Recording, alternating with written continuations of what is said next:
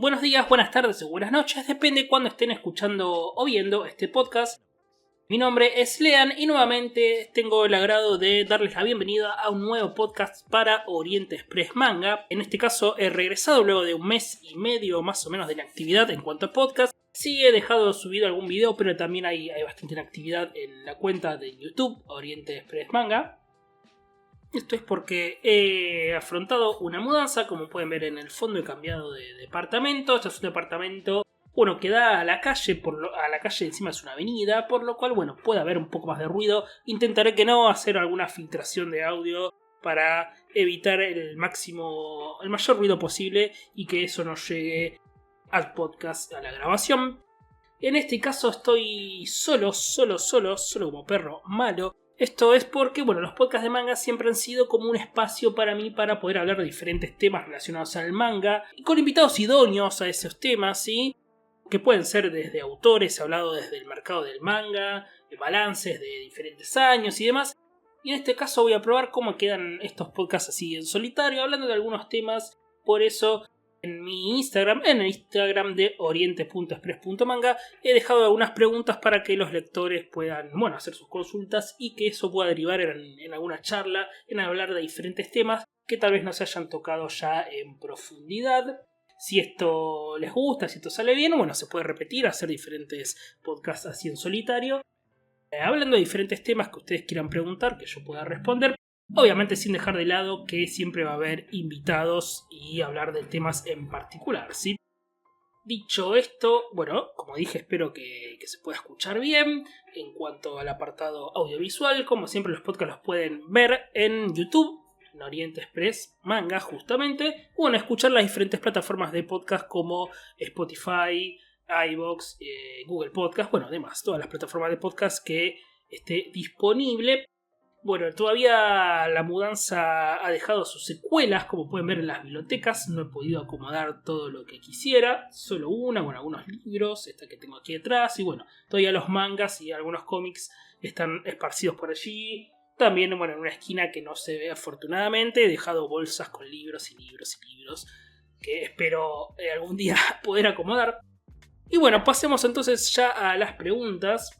Y vamos con una pregunta que ha hecho el Tribunal Viviente, un gran amigo de la casa, donde, pregunta tu formato favorito para el manga, lo que me da pie para hablar de diferentes formatos, que es un tema que no he tocado todavía, y podemos hablar un poquito de estos formatos del manga, para tal vez aclarar algunas dudas.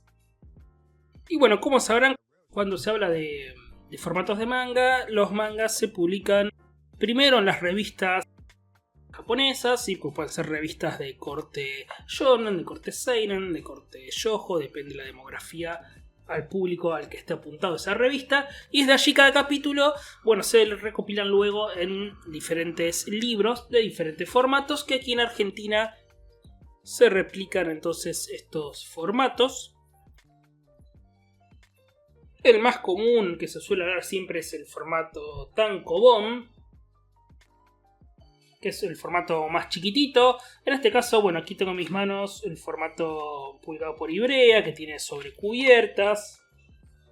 Antes, cuando publicaba en los primeros años de Ibrea en el país, como sabrán, era sin sobrecubiertas, sin solapas y la tapa y contratapa espejada. Pero aquí tenemos el formato tankobon, que es el más chiquitito.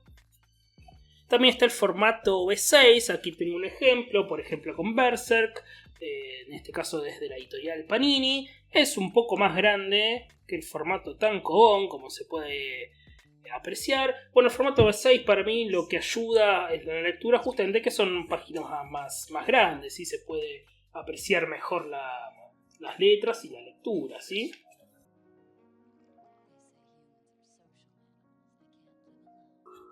Por supuesto, los dibujos y un formato que se ha estado publicando en los últimos años en Argentina y en diferentes partes del mundo también, es ese mismo formato que dije B6, pero con más páginas, los que se llama a veces B6 doble o puede ser hasta triple, llegado el caso. Por ejemplo, tengo aquí este manga, Blackjack Give My Regards to Blackjack, de la editorial Kemuri, que afortunadamente este mes de julio que se está publicando este podcast ha finalizado con su último tema, lo cual merece una releída de esta obra que para mí es increíble. Una recomendación que les dejo, dicho sea de paso, Give My Regards to Blackjack, del mangaka Yuho Sato, sobre la medicina japonesa y que también se puede extrapolar la medicina a todo el mundo, y no solo la medicina, sino cualquier medio de explotación. Por ejemplo, Yuho Sato se conoce como un mangaka que se ha peleado con las editoriales debido a la explotación que hace de los mangakas de los dibujantes, ¿no? Aquí se puede ver, por ejemplo, el mismo formato B6, lo vamos a comparar nuevamente con Berserk. Esto, bueno, para el que esté escuchando formato, audio, formato podcast, bueno, no lo puedo apreciar, pero si lo ven por YouTube, hago las comparaciones. Y como verán, son formatos más gorditos, de más páginas, porque es un formato doble, en este caso, o puede ser triple. Esto tiene la comodidad de este tipo de formato, que puedo adelantar que es casi el que más me gusta, porque, bueno, tal vez una serie que era de 13 tomos, aquí como se puede ver dice serie de 6 tomos, lo cual acorta, si bien es un poco más caro que el formato B6 simple, digamos, pero acorta el tiempo de coleccionar y hasta el gasto también, porque bueno, es un poco más caro, pero no suele ser más caro que 2 tomos B6 simples, entonces ayuda en lo económico y ayuda también en la espera de que se publique toda una obra. No estar esperando 13 tomos consecutivos, sino que, bueno, en este caso esperar 6 tomos, ¿no? Pero también hay otros formatos de lujo, que tenemos el formato A5. Aquí tenemos como ejemplo una obra de Junji Ito. En este caso es Black Paradox. Formato A5, bueno, en este caso suelen tener algunas páginas a color, solapas, sobrecubiertas, puede estar mejores ediciones más caras. Esto se suele hacer en formato A5 con algunos mangas en particular o ediciones un poco de lujo, ¿no? Deluxe. Por ejemplo, se publicó hace poco una edición doble de Hellsing, ya con tomos dobles, ¿no? Más de lujo. Las páginas tienen otro gramaje, más gruesas, ¿no? Se suele, como dije, publicar para ediciones especiales o autores especiales, como en este caso de Junji Ito, que algunas obras nos llegaron en este formato A5, que es más grande al B6.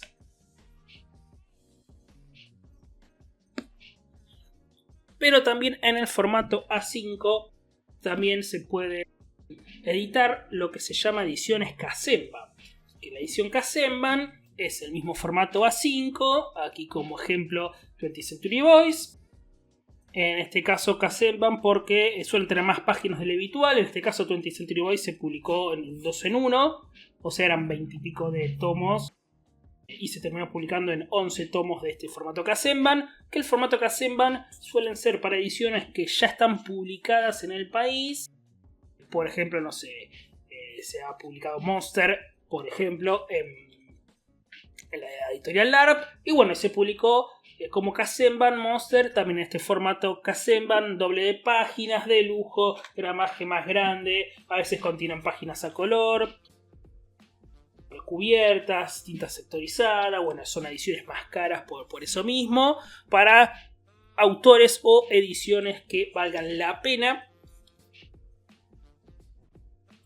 Y en cuanto a mis preferencias personales, me gusta que hayan el tankobon que suele ser criticado porque es un formato chico, pero para este tipo de obras, para Demon Slayer, Naruto, Dragon Ball justamente, Jujutsu Kaisen, bueno, todo lo que sea orientado para el público juvenil, todo lo que sea demografía shonen generalmente, prefiero que se publique lo más nacional y popular posible, como quien dice, en este formato más chiquitito, más económico, porque puede acceder a más gente, justamente como son obras de carácter juvenil que se publican en el precio más bajo posible y que pueda llegar a nuevos lectores, ¿sí? A los lectores de 15 y 16 años que tal vez no tienen ese dinero propio, no tienen su paga propia.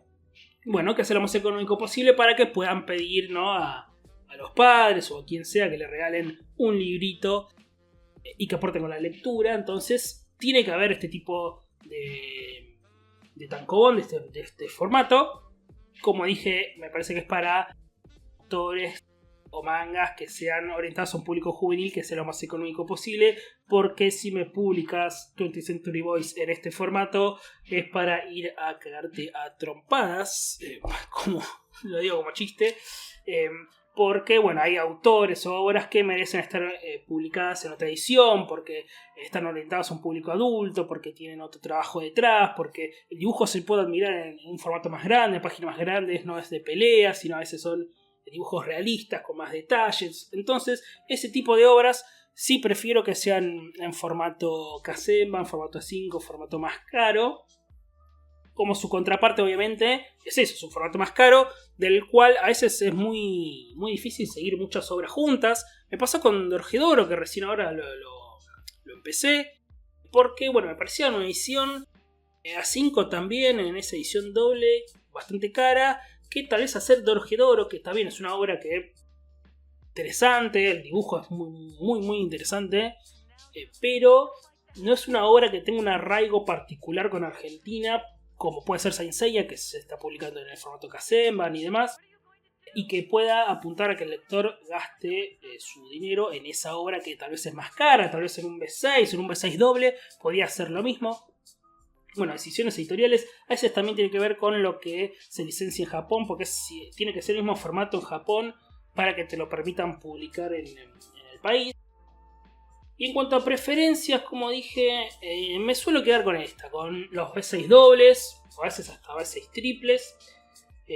Por lo que dije, suele ser un poco más caro que el B6 simple, pero no llega a ser el doble de caro, se completa el doble de rápido, se lee más páginas, a veces un B6 chiquitito te deja con gusto a poco, con el precio que sale, bueno. Por lo cual la pregunta que fue el disparador para preguntar en cuanto a formatos de manga, mi formato favorito, como dije, es el B6 doble, por la cantidad de páginas, por la comodidad. Esto se puede llevar un transporte, que es lo que suelo hacer, yo suelo leer en transporte, no sé si el público lo hace, lo pueden dejar en comentarios. Sacamos la sobrecubierta, nunca se lleva sobrecubierta para mi transporte porque se arruina directamente. Y bueno, lo llevas en la mochila, tenés muchas páginas para leer en un viaje, que tal vez en un solo viaje llevar este tomito con esta cantidad de páginas, un tankobon, bueno, se te puede hacer muy ligero y no llega al viaje de ida y vuelta la lectura. Pero como dije entonces, prefiero ese formato B6 doble, pero depende de las ocasiones, dije, tiene que haber espacio para los tankobon más económicos y tiene que haber espacio para ediciones un poco más caras para autores u obras que realmente valgan la pena, ¿sí? Bueno, y aquí una segunda pregunta que tengo a mano, me lo hizo Juan de Akira Nerd, la cuenta Akira Nerd de Instagram, vayan a seguirla si es que no lo hacen, porque tiene muy buen contenido. Me gustaría tenerlo invitado en algún podcast, a ver si se da, Juan, si me estás escuchando, estás invitado al podcast. ¿Qué cómic de la línea Vértigo crees que aún nos está faltando tener editado acá? O sea, ¿qué edición de Vértigo nos falta tener editado en Argentina? Que se escapa, bueno, del manga, pero ya que estamos, la contestamos. ¿Cómo no? Y me parece que hay muchas obras de Vértigo que todavía faltan publicarse. Caso de 100 balas. La historieta de 100 números, sí, son varios números, se han publicado en España, lo he visto en esos tomos gigantes, a todo culo, ¿no? Que en la biblioteca te la rompen directamente. Tiene el aliciente de que está dibujado por Eduardo Rizzo, el gran dibujante argentino, del cual tengo varias de sus obras, como Yo Vampiro, bueno, tengo un par de obras de Rizzo. Y además está escrita por Azzarello, ¿sí? Que es un experto en la escritura de guiones policiales para cómics. Bueno, 100 balas, una obra muy recomendada. En este caso voy a comentar un par de obras de Vértigo que son de cómic, pero para los amantes del manga, si se quieren adentrar en otro tipo de historieta, pueden tomar estas recomendaciones. Otro caso que tiene una serie en Netflix, tal vez no ha sido lo más popular, es su serie en Netflix, pero para el que quiere la puede ver, si bien no tiene tanto que ver con el cómic, que me parece superlativo, que es Sweet Tooth, de Jeff Lemire, como autor integral, dibujante y guionista. Bueno, me parece increíble Sweet Tooth, un mundo posapocalíptico donde hay unos niños, ¿no? que están como fusionados con animales. Y por ejemplo, bueno, el protagonista, el niño Guts, es un niño, pero tiene esos cuernos de ciervo. Bueno, y es una historia más cruda que la serie de Netflix. Bueno, Sweet Tooth, obviamente lo recomiendo mucho. El mismo caso Lucifer, que también ha tenido su serie, que es también de la línea de Sandman, sí, es un spin-off de Sandman, ya que publicaron Sandman. Creo que Omnipress, la editorial argentina que publicó Sandman aquí, puede publicar este spin-off que es el Lucifer.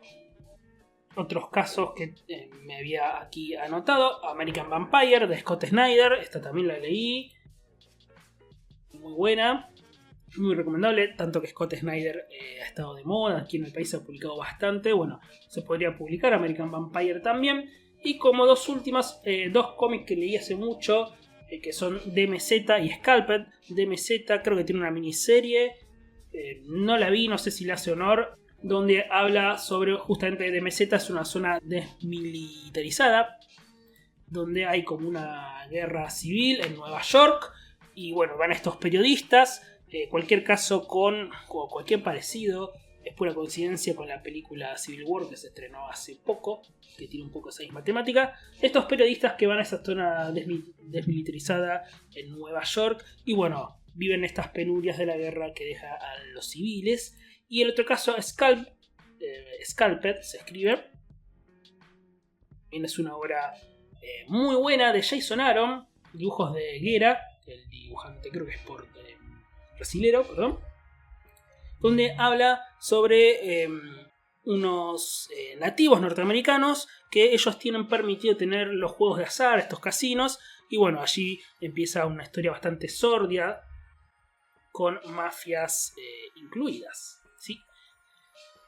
Y dicho esto, bueno, creo que esas han sido varias obras de la línea Vértigo que hacen falta en el país y que recomiendo leerlas, ya sea que las publique Omni o bueno, si las pueden conseguir en español. Obviamente que la importación es más cara, pero bueno, esa es lo que toca, ¿no?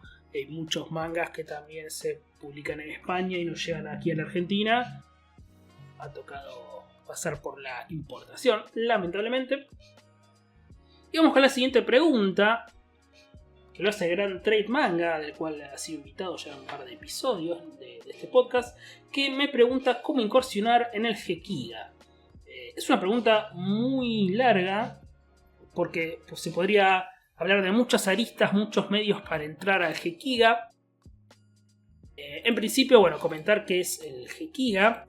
Rápidamente es comentar que es un movimiento, fue en realidad un movimiento de manga orientado a hacer historias más adultas y maduras. En realidad esto surgió a fines de los años 50, principios de los 60, cuando bueno, el manga estaba orientado sobre todo para chicos, eran aventuras para chicos. El gran exponente obviamente es Osamu Tezuka, el cual bueno, hace poco se ha publicado en Argentina su manga Astro Boy, que es ese icono clave que ha influenciado a tantos mangakas que han seguido por la línea del shonen y de historietas de aventuras para chicos o para jóvenes. Bueno, fueron esos lectores que han crecido con Astro Boy, obviamente como el gran icono del manga. Y bueno, hubo autores que se querían rebelar, ¿no?, ante esto de que el manga solo sea para chicos, que solo se publican en revistas de alquiler. Bueno, tratar de tener una industria propia así de otro tipo de manga. Por eso hicieron este movimiento Gekiga. Si manga significa dibujos cómicos, Gekiga era como dibujos dramáticos, ¿sí? La definición, donde este movimiento celebraba entonces, como dije, historias más maduras, eran historias más urbanas, de problemáticas urbanas. Pensar que a fines de los 50 todavía estamos en una Japón de la posguerra, donde, como dije, el manga generalmente se publicaba en estas revistas de alquiler. Vos ibas como si fuera un videoclub de otra época, y te alquilabas este libro de, por ejemplo, La Nueva Isla del Tesoro de Tezuka, y bueno, vos lo leías 1 o 2 días que lo alquilabas y lo devolvías. Y así estas librerías de alquiler, que se llaman las Kashi Home, iban alquilando los mangas, porque obviamente todavía no había una industria consolidada para la publicación de revistas y tener esa cantidad de papel. Eso, bueno, luego de que Japón atravesó la posguerra y empezó ya a tener un auge económico, hasta una burbuja económica de los años 90, que luego se podría comentar, tal vez en otro podcast. Y se empezaron a publicar justamente más publicaciones en revistas especializadas de cada tipo, empezando por las revistas shonen y luego otras revistas donde el Gekiga se ha publicado, por ejemplo, una de esas revistas que es la revista Garo, por ejemplo. Entonces, como dije, este grupo de artistas que querían otro tipo de manga, que generalmente se lo suelen ubicar como Yoshihiro Tatsumi, Masahiko Matsumoto y Takao Saito, se lo suelen tener como estos grandes creadores del movimiento Gekiga, donde buscaban entonces modernizar el manga, tener temáticas más adultas, temáticas más urbanas, que no haya chistes. Si bien no significa que eso sea excluyente, esto se suele confundir, no es que sean historias realistas únicamente o historias urbanas únicamente, sino que el movimiento Gekiga pudo tener cualquier tipo de elemento fantástico también, pero lo que lo diferenciaba era dibujos más realistas y que haya ausencia de chistes y demás. Por ejemplo, Takao Saito, que lo mencioné, uno de estos grandes precursores del Gekiga, luego fundó su propio estudio de asistentes, que fue el primer mangaka en tener asistentes, algo que hoy en la industria es lo más usual, pero Takao Saito fue el primero en tener una empresa, digamos, de asistentes donde creaban y manejaban para sí sus propias creaciones, las creaciones de Takao Saito. Entre ellas fue Golgo 13, la más conocida, que ha sido el manga más longevo muchísimos años, hasta que Kochikame le quitó ese récord, ¿sí? Pero Takao Saito eran historietas donde sí pueden parecer realistas, pero el elemento fantástico obviamente es que es un francotirador que nunca falla un tiro, ¿no? Y puede asesinar de mucha distancia y demás, ¿no? Entonces el elemento fantástico está, aunque es un Gekiga hecho y derecho. Por ejemplo, también las historias de Samurai, de Koiki y Kojima, de la dupla de mangakas, son Gekigas hecho y derecho, donde hay ausencia de chistes, son temáticas más realistas y apuntados a un público adulto, aunque también, como dije, puede haber elementos fantásticos o no. Por lo cual, eso ha sido el movimiento Gekiga. Y volvamos a la pregunta de Trade Manga, que me pregunta con qué obras empezar a leer Gekiga para el que desconoce. Lamentablemente en Argentina todavía no se ha publicado nada de este movimiento que duró hasta la década del 70 aproximadamente, para darle paso a las revistas seinen ya de manga, justamente orientadas al público adulto. Sí, hay herederos del Gekiga, de esto de que hay ausencia de chistes, de que sean temáticas más maduras o más urbanas también. Por ejemplo, Urasawa, el mangaka, es un gran heredero del Gekiga. Si los mangas de Monster o 20th Century Boys, que ya lo mostré y lo mencioné, se publicaban en los años 60, nadie dudaría de llamarlo esto es un Gekiga. Puede ser una puerta de entrada de que, mira, me gusta, quiero entrar en este tipo de manga, pero todavía no me animo al manga antiguo, al dibujo antiguo.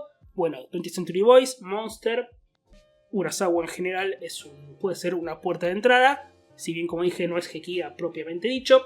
Otro heredero, que si bien es un poco más europeo en su estilo de dibujo, es Shiro Taniguchi, que también, si Taniguchi se publicaba en esa época, nadie dudaría de llamarlo Gekiga, por ser justamente un poco más intimistas, sus dibujos más realistas. Si te gusta también o querés entrarte en un estilo de manga un poco diferente, como dije, Shiro Taniguchi también puede ser una opción, con la salvedad de que, todos estos autores, Urasawa y Taniguchi, no son mangakas Gekiga, ¿sí? Pero entonces vamos a la pregunta: si te interesás en empezar a leer Gekiga, hay obras en particular. Yo comencé con este tipo de obras. Venga, saca las joyas, por ejemplo, de Yoshihiro Tatsumi, que dije uno de los 3 pioneros del manga Gekiga. Yo comencé con estas obras, que esta es de Ponenmon. También está Mujeres de la Cúpula. Yo empecé leyendo esas que se conseguían, las compraba de saldo, creo que en una feria de libros se conseguían por el 2010. No había mucha publicación de este tipo de material todavía, recién se estaba publicando en España.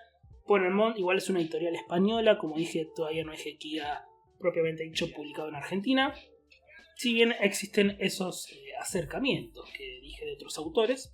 Bueno, yo comencé con Venga Saca las Joyas, que son historias autoconclusivas, son una antología, es un libro de antología de historias cortas, mujeres también, ese otro libro lo tengo, bueno, por allí en las bibliotecas, no lo tengo aquí a mano, pero también son historias cortas con alguna temática. Este en particular me parece una buena entrada porque tiene, como dije, el tema del Japón de la posguerra. Estas son historias de mitad de los 60, donde, bueno, empezaba a aflorar nuevamente Japón como un país en auge, ¿sí? Allá abandonando la posguerra, pero habían ciertas personas, bueno, de que no entraban dentro de ese tren del progreso, ¿sí?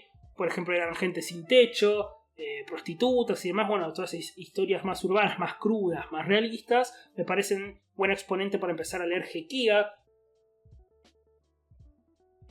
Y se pueden ver, por ejemplo, el dibujo un poco más realista, pero también puede echar para atrás a muchos lectores. Este en particular, Venga Saca las Joyas y Mujeres, que también la mencioné, lamentablemente se encuentran descatalogadas.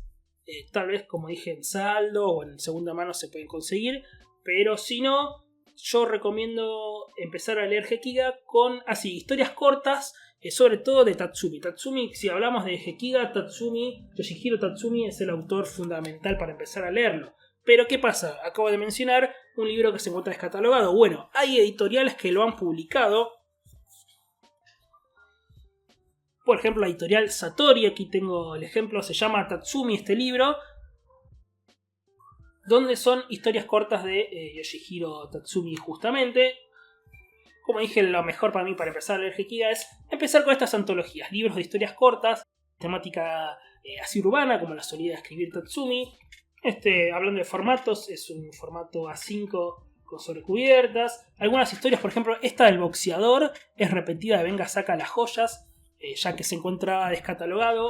Este tomo ya que se encuentra descatalogado. Algunas historias cortas también se publicaron aquí en Tatsumi. Entonces, si buscas empezar a leer Gekiga, busca estos libros de historias cortas de Yoshihiro Tatsumi, de este autor, y vas a ver de primera mano lo que es el Gekiga. Entonces tenemos Tatsumi, por ejemplo, de editorial Satori, y otro libro con historias cortas. Aquí lo tengo, Pescadores de Medianoche. En este caso es de la editorial Gallonero, también en formato A5. En este caso no son sobrecubiertas, sino que son solapas. Nuevamente son historias cortas, historias de temática también urbana. No hay protagonistas que tienen las más bajas miserias, ¿sí? Un poco de lo que tratan las historias cortas de Tatsumi es eso, ¿sí? Prostitutas, tipos, bueno, que tienen problemas con alcoholismo, gente sin techo, gente que lo ha dejado todo por su trabajo, o que roba, ¿no? Todas esas miserias humanas con el único afán de sobrevivir. Entonces, yo recomiendo empezar por historias cortas de Tatsumi. Si buscas un libro en particular, si no conseguís Venga Saca las Joyas o Mujeres porque están descatalogadas, bueno, se pueden conseguir Tatsumi, Pescadores de Medianoche. Hay otro tomo que todavía no tengo, pero ya lo voy a conseguir. Importación también. Es El Mundo Perdido, que también lo publicó Satori, también de Tatsumi. Seguir por ese tipo de obras y empezar a ver si tenemos ese gusto por el Gekiga, ¿no? A algunos lectores les puede echar para atrás, ¿no? El dibujo un poco más antiguo, lo cual me parece válido, me parece lógico. Pero bueno, hay que probar, ¿no? Otros autores, otro tipo de historias, ¿sí? Editorial Satori, tanto Satori como Gallonero, son editoriales españolas, por lo cual en caso de poder conseguirse aquí en Argentina o bueno, el resto de Latinoamérica, toca por importación, es lo que hay. Como dije, no se han publicado sus obras en Argentina, lamentablemente. Esperemos que tal vez sí, que el mercado pueda aceptar este tipo de obras diferentes, que se publican obras antiguas como Ashita no Show. Creo que va a ayudar a que se puedan aceptar este tipo de obras. Y como última recomendación en cuanto a Gekiga, si queremos conocer más a fondo de qué es el Gekiga, qué fue este movimiento que les comenté, Los Locos del Gekiga, donde este está escrito y dibujado por Masahiko Matsumoto, uno de estos 3 pioneros que les comenté del movimiento Gekiga, que aquí es una obra autobiográfica. Y pueden ver a los protagonistas. Los protagonistas justamente son Takao Saito, Matsumoto y Tatsumi. Entonces podemos ver desde fines de los 50, mediados de los 50, cómo estos 3 artistas empiezan a luchar por conseguir otro tipo de obras, otro tipo de público.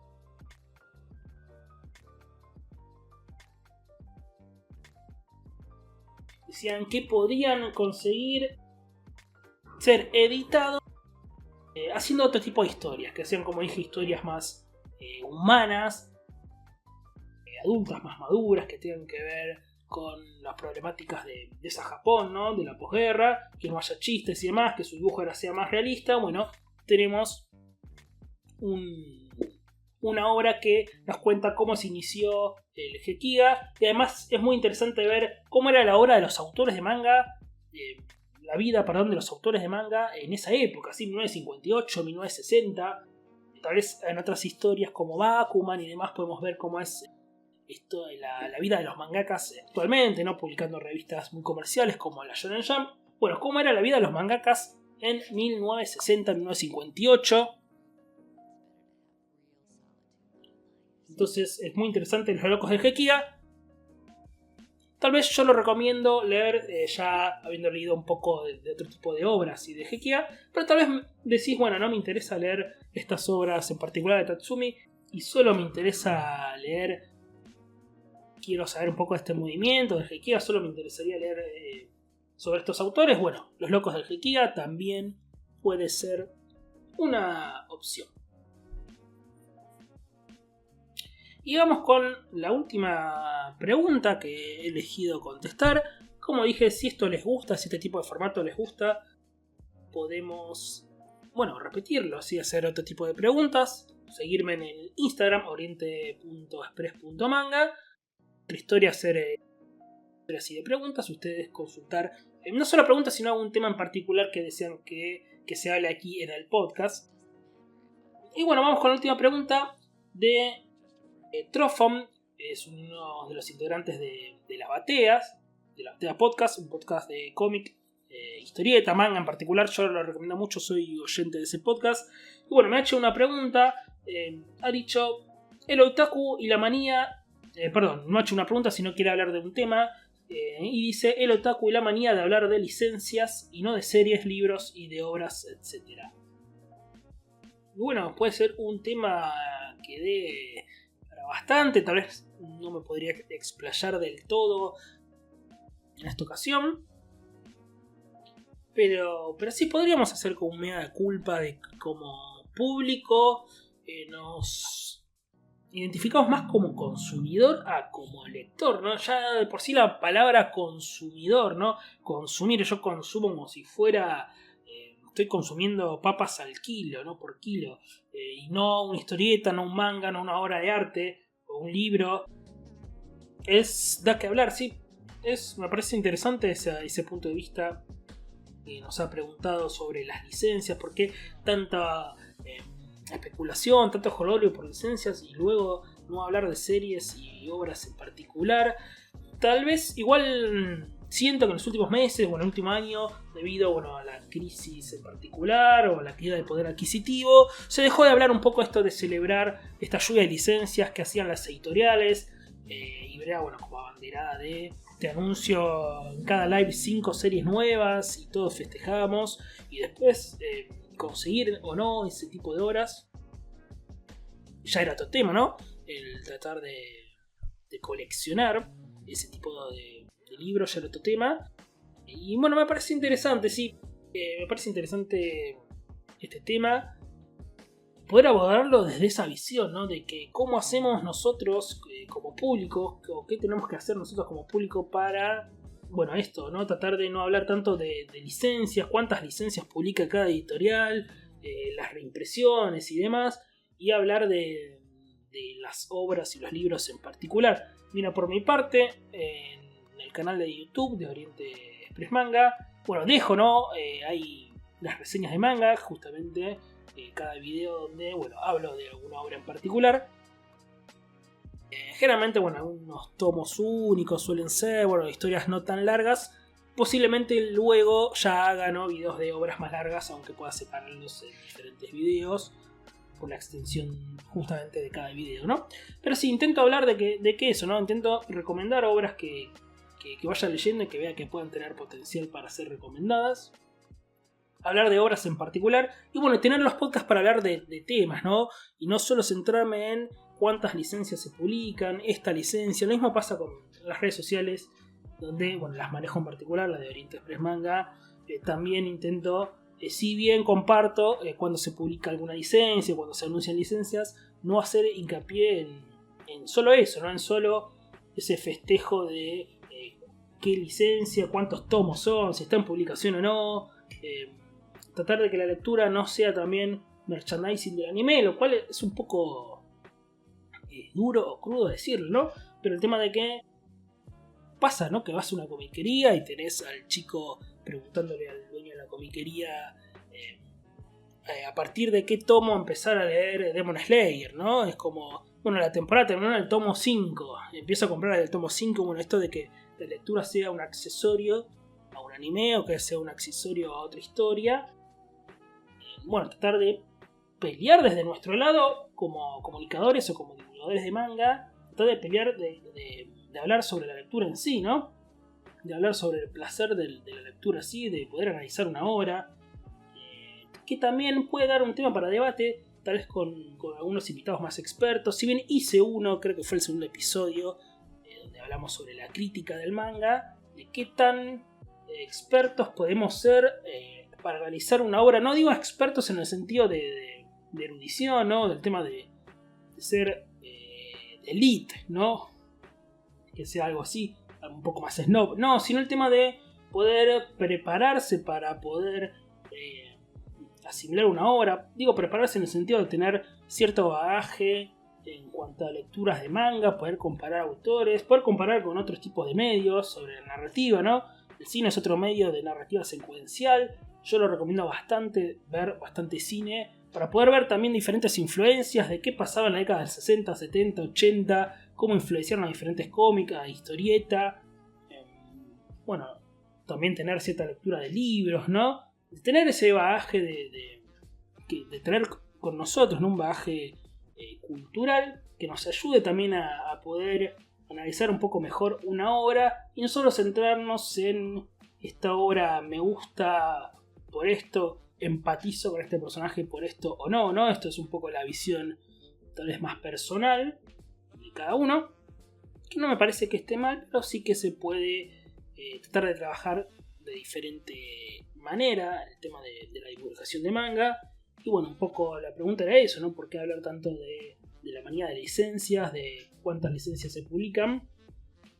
Y enfocarnos más entonces tema a poder hablar de una obra, de un autor, analizar un autor. Bueno, sí comparto, creo que suscribo un poco a lo que pide hablar de ese tema. Sí me parece un tema extenso, que tal vez con un invitado se pueda hablar en mayor profundidad, puede ser un poco más rico, un invitado que sea un poco más idóneo, o que pueda ilustrarme mejor, ¿sí? Porque también uno no es el centro del saber, uno está para aprender también, para escuchar al invitado, para que se pueda armar un lindo debate, una linda charla, y bueno, intercambiar opiniones. Y vuelvo a repetir que suscribo en el sentido de que se puede hablar de las obras, que podamos analizar los libros, ¿no? Estos que amamos, ¿no? La cultura que amamos, el manga, el cómic en particular, el noveno arte en general. Y no tanto hablar entonces esto de las licencias, que creo que igualmente esa fiebre de lo que se puede licenciar, cuántas van a licenciar y seguir pidiendo licencias, tantas licencias a las editoriales, creo que un poco pasó, ¿no? Esa moda, que creo que fue un poco de la efervescencia, ¿no? Que se vivió con el boom del manga, lo que llamamos el boom del manga a partir de la pandemia, así en el año 2020, 2021, un poco del 22, ya en el 2023 creo que se se tranquilizó un poco la cosa. Sí, en cuanto a licencias, suelo mencionar que me parece más saludable que el mercado argentino tenga mayor variedad, que se publiquen muchas obras y variadas, ¿no? Eso, variedad temática, para que no seamos solo una sola temática o un solo género, que se publique. Hay editoriales, si bien son bastante grandes, como Planeta o Distrito Manga, que es de Penguin Random House, que se jueguen a publicar otro tipo de mangas, como dije, Astro Boy de Tezuka, manga juvenil de los años 50, que se puede publicar, me parece excelente. O que se publique, estas editoriales apuestan también a mucho shoujo, mucho josei, otras demografías que no se hayan jugado capaz tanto las otras editoriales. Bueno, que se siga publicando entonces mucha mayor variedad, eso me parece más sano, para que podamos también como lectores poder tener justamente un tipo de lectura más variada que nos pueda ampliar nuestras fronteras con otro tipo de lectura más variada, ¿sí? Así que creo que dicho esto, terminado con las preguntas. Espero que no haya sido muy abrumante un podcast, un episodio así, solamente hablando de la cámara. Espero que también, como dije, al mudarme ahora cerca de una avenida, bueno, no se escuche, no se filtre tanto ruido, que no sea molesto para el oyente. Podcast que, vuelvo a repetir, lo pueden escuchar en cualquier plataforma de podcast, como Spotify, iVoox, Google Podcasts, Apple Podcasts y demás. Y bueno, de manera audiovisual, donde he mostrado los libros en YouTube, en Oriente Express Manga. Bueno, en Instagram también, Oriente Express Manga, oriente.express.manga. Seguirme, donde allí generalmente las reseñas que luego me explayo mucho de manera audiovisual en YouTube. Bueno, siempre hago unas reseñas más cortitas, más concisas por los temas de los caracteres de Instagram, pero también las comento allí, muestro fotos de imágenes, en historias comparto, como digo, algún tipo de noticias, y además, bueno, este tipo de formato que si les gusta, se puede repetir, dejen en los comentarios si les ha gustado este tipo de formato de podcast, donde ustedes puedan interactuar conmigo, donde puedan preguntar, o hablar, o pedirme alguna recomendación, como me han pedido cómo empezar a leer tal autor, tal movimiento, como Hekiga, o hablar de algún tema en particular. Eso me parece muy interesante que se pueda dar ese tipo de podcast. Es una opción, pero bueno, también va a haber nuevamente podcast con invitados hablando de un tema en particular, que ya tengo algunos ahí casi a punto, así que en las próximas semanas o meses los podré estar grabando. Dicho esto, entonces si les ha gustado, pueden dejarle like y suscribirse en YouTube, o bueno, comentar también en YouTube, o comentar también en iVoox. Spotify, bueno, no permite los comentarios, pero bueno, en ese tipo de redes o en Instagram también podemos interactuar, me pueden comentar qué les ha parecido este podcast. Y nos veremos entonces en un nuevo video para YouTube o un nuevo podcast aquí en Oriente Express Manga. Les mando un saludo.